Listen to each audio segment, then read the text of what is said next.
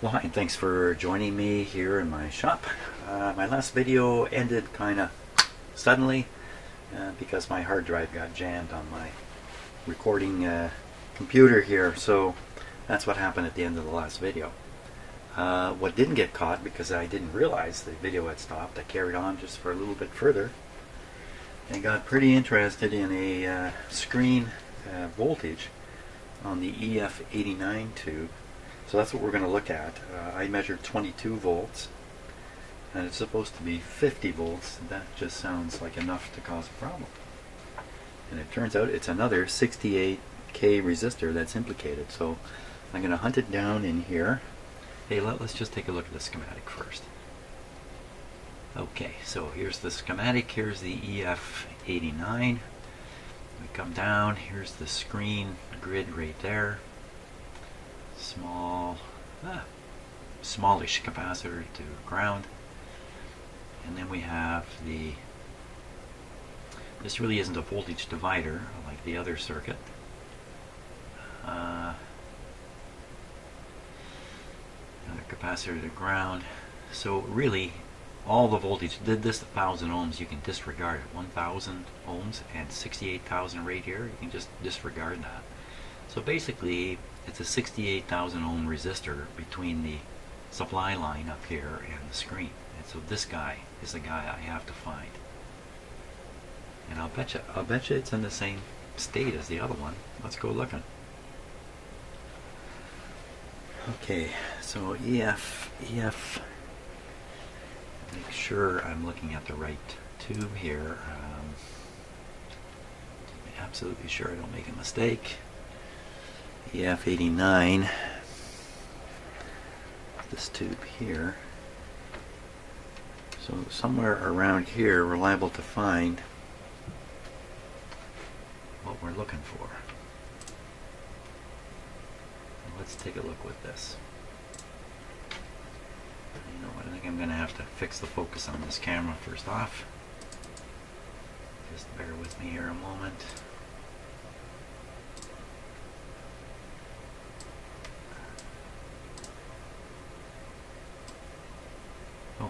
Okay, it was just about right. I like that. Anyway, here we go. Let's see what we can find.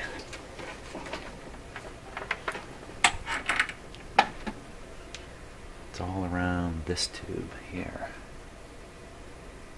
Wow, I think that's probably it, right dead center of the screen there. Let's see if we can get a little more light on it.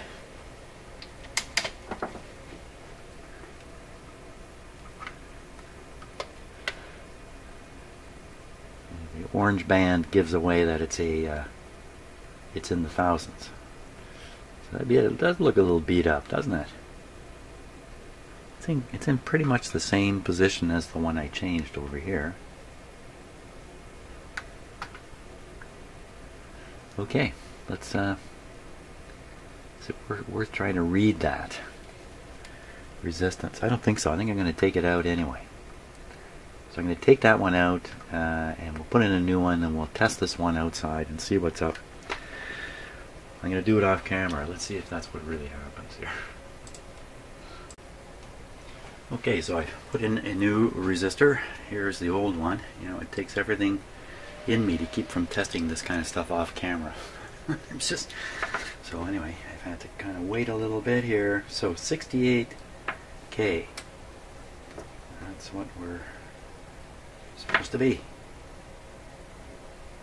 Wow. Okay, so I'm on the 200K scale. Let's just check the meter here.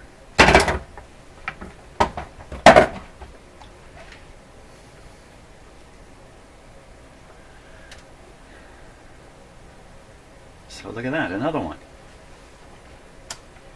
So maybe the story on this radio, wow, it's just gone. So these 68K resistors in the screen circuits are undersized wattage wise. I think that's probably a half watt there.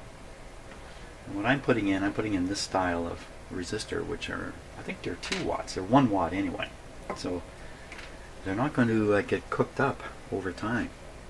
So that's great. Now this has probably made another improvement in the radio, I believe, and I've now checked. Let's see, the last weird voltage was pin 1 on the ECH81, which is an AM issue. We'll take a look at this again. Let's turn on the radio and see if, hey, let's see if we can make hay with this radio. Okay, back in the antenna. And the power plug. Just double check here. Power off.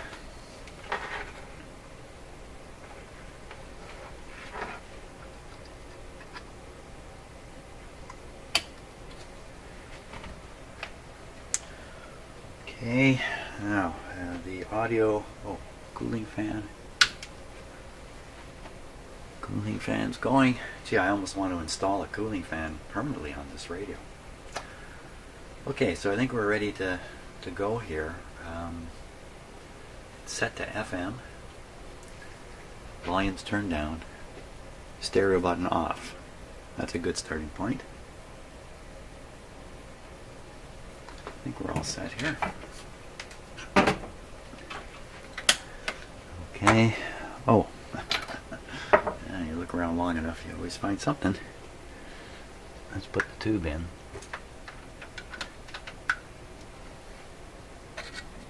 That would have been more exciting for me to start it up with that tube out and have it not work for a bit, but let's skip that stage. Here we go. Okay, the lights have come on. Dim lights are behaving normal. Full power it is. Little volume. That's actually quite a bit. Come on, radio. 100 years. But there have been. So you can kind of see what I'm doing with the volume here.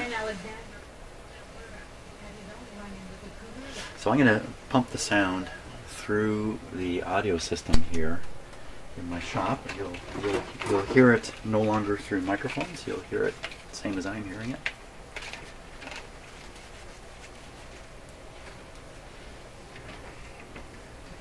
Okay, here it comes.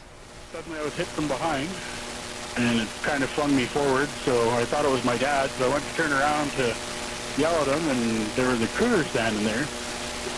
There we go. I had my tuning. brown Carhartt jacket and a snow machine helmet on, and I smelled pretty good. We're at the high end of the band, so I'm going to tune it downwards. Most of the localer. No, we're not. We're at the lower end of the band. I'm wrong. Never mind what I'm saying. Let's just do this. Where do you fight?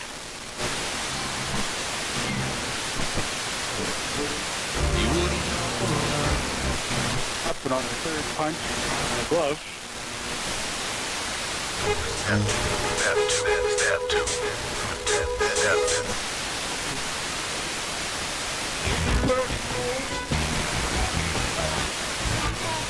Hey mama, I'll be rolling in. But you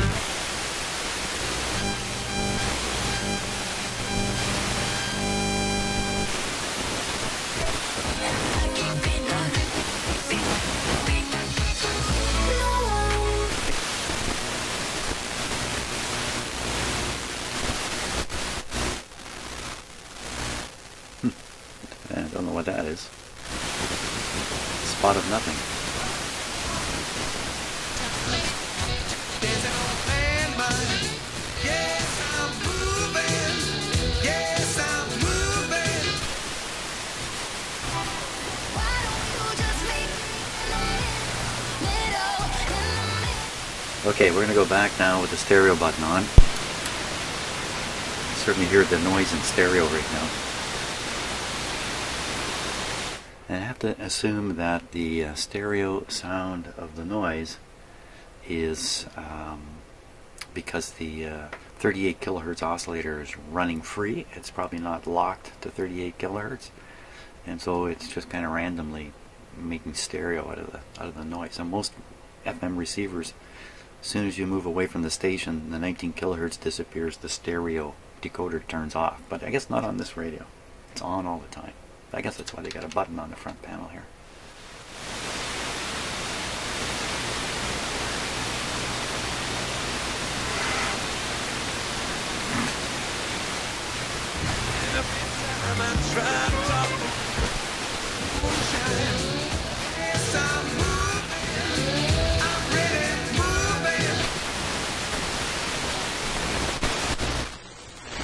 Is that a weird spot? Great. If we just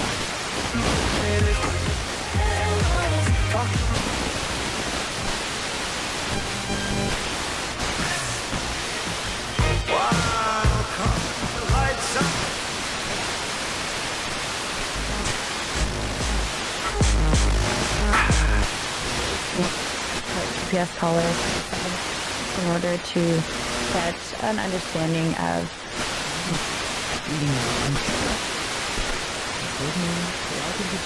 Well, so surprising to me. Sure seems like we still have big problems here. Huh. Well, yeah, that's okay. I've got to recover from that. So it seemed to me there's basically no difference again in the change I just made, including that resistor appears to have made little or no difference. Let's measure that voltage. And then I think we're going to call it a day.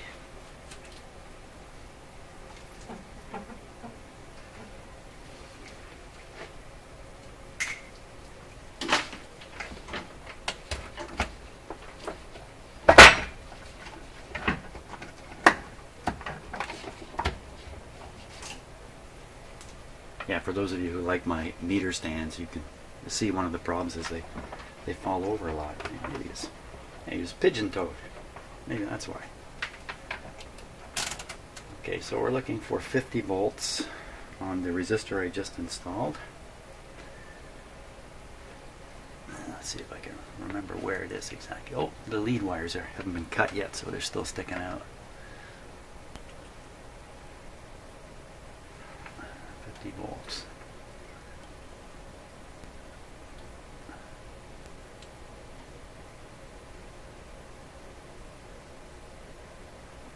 Oh my.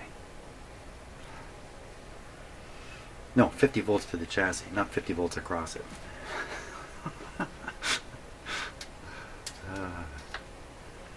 50 volts to the chassis. I almost filled my pants there, you know. 49.7. How do you like that, eh? So there we are. We have the right voltage on there. Oh yeah, we were going to look at the grid. Of course, this is a not part of the FM system, but 1 volt pin 1 ECH81. Why did I make that note? Incidentally, yesterday when I jammed my hard drive, it's about a 3-hour process to unload the hard drive from my computer in here onto a storage drive that I have. So that's why I didn't continue with the video at all yesterday. Okay. In case you're wondering, you have no clue what I'm talking about, but that's okay too. And we want to look at the ECH81. This tube, pin number 1. Pin number 1's a screen grid. 80 volts, and I read 1 volt. You know, I probably read 1 volt because the set was switched. Yeah, you see it? If you come up here, this switch would be this way for FM. This would be open. Oh, that looks like a connection right there. Okay. Okay, so there's another resistor that. No, 1K. That one's not. I've checked that. Screen grid. Well, you know what? This guy could be cooked up. It's possible, or he just had the button set so that there was no.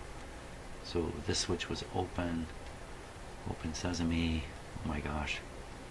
Just shuts this whole guy off because it would break the screen and the B plus voltages here, the plate voltages rather. And this one goes up this way, through here, up through there. Huh. Okay, well we need to find this, check it. We should check all these resistors here. Check every resistor in the set at this point. So we gotta find these guys and this one. So that's what I'm gonna do. I'll do it off camera again, and I'll come back on and say what I found and what I'm gonna do about it. Okay, on further reflection, I think it's smart for me to measure this before I just go ahead and start changing stuff again. So we're in FM, and we're going to be looking at the voltage on pin number 1, which is a screen on this tube here. I got to kind of lean over everything here.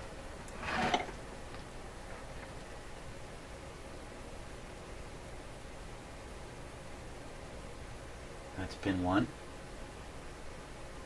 Now we're going to flip it to broadcast here.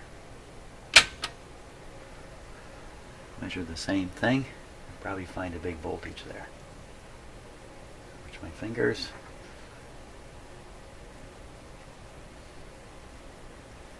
Yeah, big is right.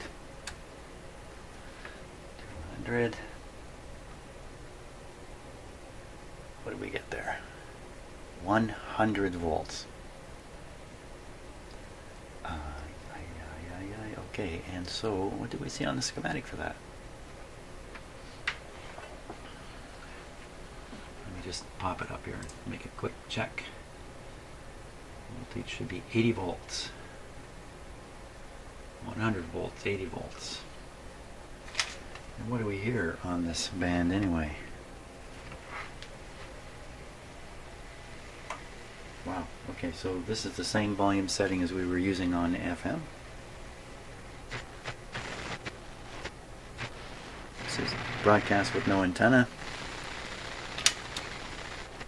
That was clicking in the loop antenna. Wow, this is just not, it's really not there, is it? That's me fingering the loop antenna, nothing happening. Wow. That's me touching the antenna again. So, wow, this is really dead, isn't it?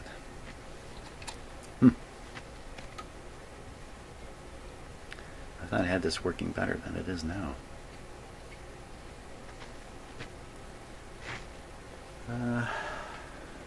Well, I don't want to get into the AM side of it, but clearly there's a pile of stuff yet. I still have these coils here, one's broken. I mean, who knows? Who knows what the story is yet? Lots more to find out. But for now, on the FM side, the most critical part of this radio is coming along pretty good. Still has weak signal. Gee, is there more screens involved? Are there more screens involved here?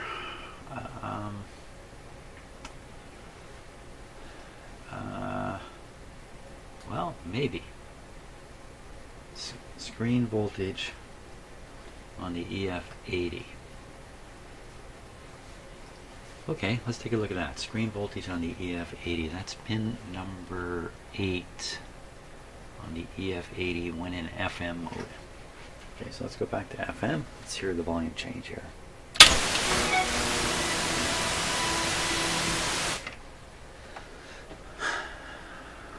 Wow. Okay. Sometimes, you know, I think they bring the patient into the hospital. They're doing kind of okay. They're still in the golden hour. But while the doctor's working on them to try to bring them around, they go down, down, down, down. That's almost what it feels like with this radio. So, but not too late. It's never too late. After all, we can bring these guys right back from the dead if they have to. No, don't be dead. Don't go dead because I said that. Right, we were going to check something here and I distracted myself. That was the screen voltage pin 8 of the EF80. Okay, so the EF80 is this guy right here.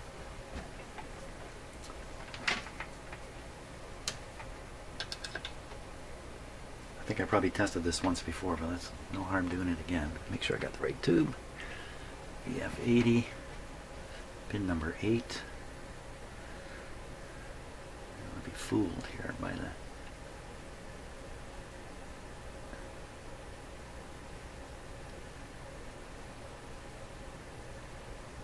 Here we are. As I was fooled. Did I say 8? 1, 2, 3, 4, 5, 6, 7, 8. 22 volts on pin number 8. 22 volts for the screen voltage. The radio and FM. Let's just flip it to broadcast for fun here. Stayed the same. I'll change a little wee bit. 22. And what is it supposed to be? It's supposed to be 25 or 60. Whoa. 25 or 60. Now, why would this have two voltages? This is an FM only. Oh, no, it isn't. Oh, I'm looking at the wrong tube. Okay, everybody back up. Let's go back. 25 volts is what it should show. 22 sounds like 25 to me. No problem there. So I think that's the end of the screen hunt for now. Anyway, yeah, I think that we can't. I don't think there's any reason to think any tubes are being misfed voltage now in the radio. Okay, that's good for now. Thanks so much for watching, and I'm going out where the sun is still shining. Tomorrow's a rainy day, so I'm liable to be in here a little bit more tomorrow. Okay, so thanks so much for watching.